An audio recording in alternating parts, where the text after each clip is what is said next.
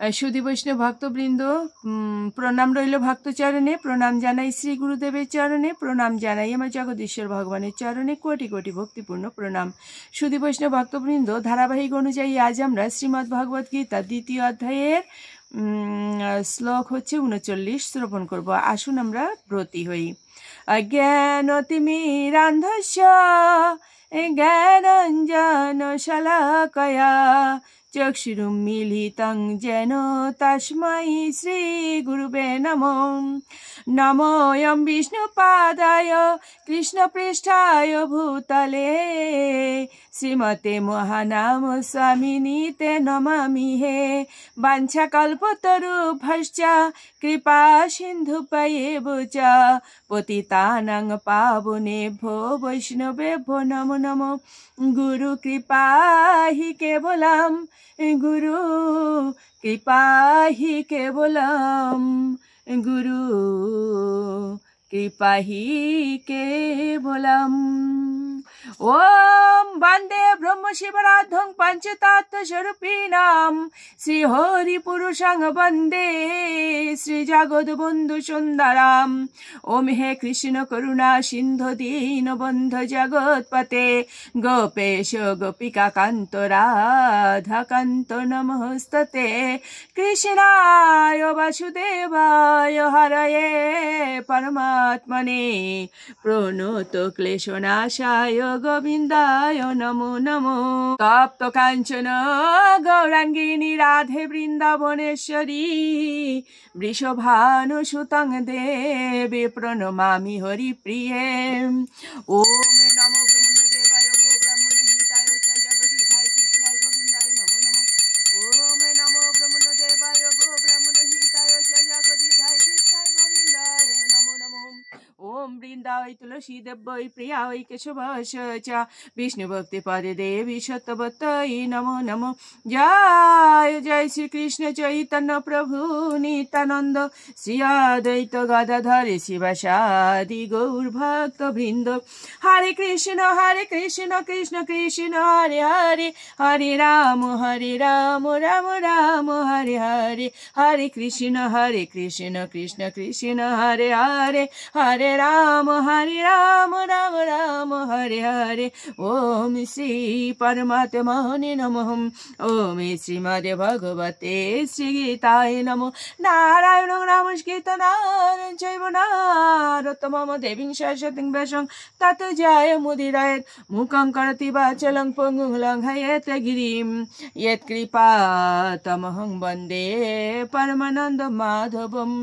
ओम नमो भगवते वासुदेवाय, नमो भगवते वासुदेवाय, नमो भगवते वासुदेवाय।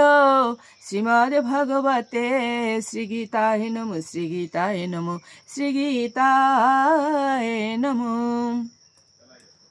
श्रीमद् भगवद गीता 2य अध्याय सांख्ययोग श्लोक संख्या 39। एषा ते विहिता संख्ये बुद्धिः योगे तु इमां शृणु।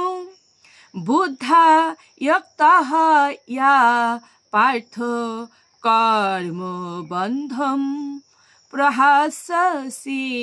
অনুবাদ: হে পার্থ, আমি তোমাকে সাংখ্যযোগের কথা বললাম, এখন ভক্তিযোগ সম্বন্ধী বুদ্ধির কথা শ্রবণ করো, যার দ্বারা তুমি কর্মবন্ধন থেকে মুক্ত হতে পারবে। সুধী বৈষ্ণব ভক্তবৃন্দ, ভগবান পার্থ অর্থাৎ অর্জুনকে বলছেন, আমি তোমাকে এতক্ষণ সাংখ্যযোগের কথা বলেছি, এখন আমি ভক্তিযোগ সম্বন্ধে বলবো। তুমি যখন এটা শ্রবণ করবে, এটা শ্রবণ করার ফলে তুমি কি হবে? কর্মবন্ধন হতে মুক্ত হতে পারবে। সুধী বৈষ্ণব ভক্তবৃন্দ, আমরাও এই মোহমায়া বা এই জাগতিক মায়ায় কর্মবন্ধনে যুক্ত থাকার ফলে ভগবত চরণ স্মরণ করতে পারছি না।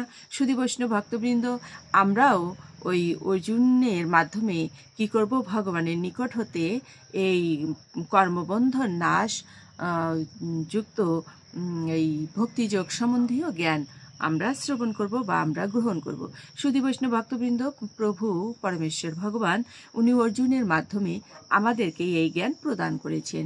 তো সুধী বৈষ্ণব ভক্তবৃন্দ, শ্রীমদ্ ভাগবত গীতা হচ্ছেন স্বয়ং ভগবান। শ্রীমদ্ ভাগবত গ্রন্থ স্বয়ং ভগবান চৈতন্য চরিতামৃত স্বয়ং ভগবান।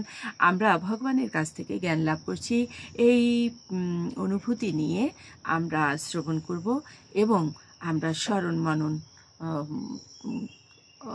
চর্চা করব। আসুন আমরা তাৎপর্য একটুখানি জেনে নিই।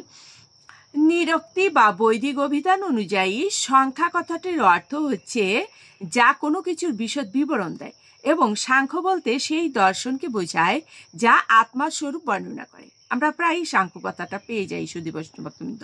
আর যোগ হচ্ছে ইন্দ্রিয়গুলিকে দমন করার পন্থা। অর্জুনের যুদ্ধ না করার কারণ ছিল ইন্দ্রিয় সুখ ভোগের ইচ্ছা। তার পরম কর্তব্যের কথা ভুলে গিয়ে অর্জুন যুদ্ধ করতে নারাজ হলেন, কারণ তিনি মনে করেছিলেন ধৃতরাষ্ট্রের সন্তান এবং অন্যান্য আত্মীয় স্বজনদের হত্যা করে রাজ্য সুখ ভোগ করার চাইতে অহিংসার পথ অবলম্বন করা অধিকতর সুখদায়ক হবে। উভয় ক্ষেত্রেই অন্তর্নিহিত উদ্দেশ্য ছিল ইন্দ্রিয় সুখ ভোগের ইচ্ছা।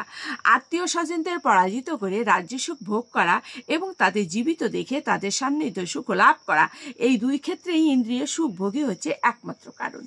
এভাবেই অর্জুন তার জ্ঞান ও কর্তব্য বুদ্ধি বিসর্জন দিয়ে এই চিন্তাধারা অবলম্বন করেছিলেন। শ্রীকৃষ্ণ তাই অর্জুনকে বোঝাতে চেয়েছিলেন তার পিতামহকে হত্যা করলেও তিনি তার পিতামহের আত্মাকে কখনোই বিনাশ করতে পারবেন না, কারণ প্রতিটি জীব এবং ভগবান সনাতন ও স্বতন্ত্র। পূর্বেও এরা সকলেই এতে স্বতন্ত্র সত্তা নিয়ে বর্তমান ছিল, বর্তমানেও এরা আছে এবং ভবিষ্যতেও এরা থাকবে। প্রতিটি স্বতন্ত্র জীবের স্বরূপ হচ্ছে তার চির শাশ্বত আত্মা। বিভিন্ন সময়ে এই যে ভিন্ন ভিন্ন ধরনের দেহ ধারণ করে, যা হচ্ছে পোশাকের মতো। তাই জড়দেহের বন্ধন থেকে মুক্ত হবার পরেও জীবের স্বাতন্ত্র বর্তমান থাকে। বর্তমান শ্রীকৃষ্ণ এখানে আত্মা ও দেহ সম্বন্ধে পুঙ্খানুপুঙ্খভাবে স্পষ্ট ব্যাখ্যা করেছেন। বিভিন্ন দৃষ্টিভঙ্গির পরিপ্রেক্ষিতে আত্মা ও দেহ সম্বন্ধে এই বর্ণনামূলক জ্ঞানকে নিরুক্তি অভিধান অনুসারে সাংখ্য নামে অভিহিত করা হয়েছে। এই সাংখ্যের সঙ্গে নিরীশ্বরবাদী কপিলের সাংখ্য দর্শনের কোনো যোগাযোগ নাই।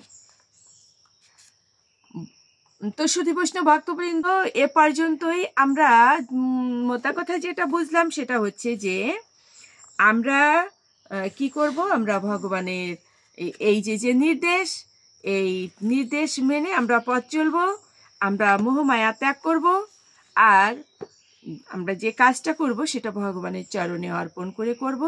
তবে অবশ্যই সেটা যেন ধর্মপথেরই হয়, আমরা অধর্মপথে যাব না। সদা সত্য কথা বলো, হিংসাকে বর্জন করো, অহিংস ধর্ম গ্রহণ করো। লোভ, হিংসা, তারপরে অসুচি, এগুলোকে ত্যাগ করে আমরা কি করব, আমরা ধর্মপথে থাকবো। ধর্ম শব্দের অর্থ হচ্ছে যা কিছু ধারণ শক্তি সম্পূর্ণ, তাই হচ্ছে ধর্ম। অর্থাৎ আমি যদি ধর্মকে ধরে থাকি, ধর্ম আমাকে ধরে থাকবে। যিনি ধর্মকে ধরে থাকেন তার কখনো বিনাশ নেই। সুধী বৈষ্ণব ভক্তবৃন্দ, আসুন আমরা মাহাত্ম্য শ্রবণ করে বিশ্রামে চলে যাব। ওম শ্রী পরমাত্মনে নমঃ। ওম শ্রীমদ্ ভগবতে শ্রীগীতায় নমঃ।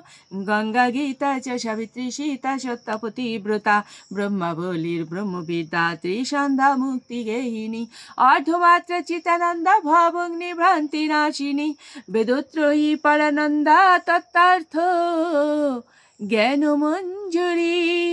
ওম তৎসৎ। ওম নমো ভগবতে বাসুদেবায়। নমো ভগবতে বাসুদেবায়।